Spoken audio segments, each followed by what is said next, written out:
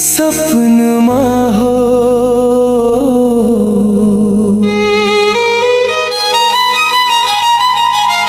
रोवत बादलिया हर धड़कन हो चांद भी लगे आज अधूरा तू ना रहलू सुना गगन हो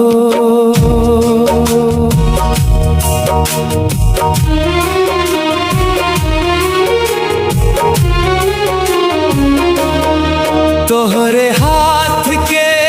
रोटी के खुशबू आजो बसल बासास में तोहरे बिना मैया लागे जिंदगी फसल प्यास में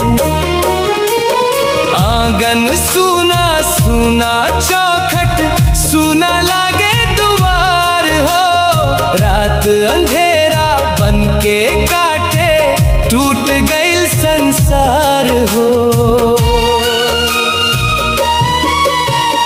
लोर गिरेला तकिया भींगे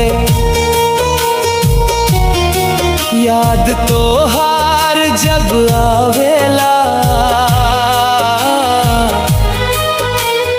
मैं बिना ही दुनिया पूरा पत्थर जैसन लागेला भगवानों से बस है सपनवा में तू आ जाई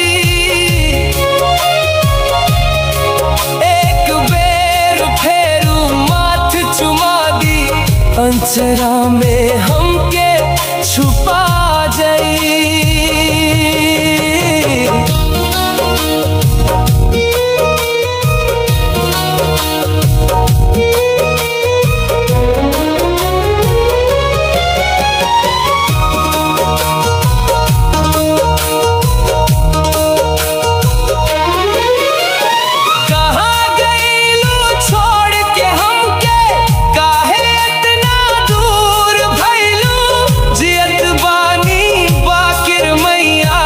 भीतर से मजबूर भइलू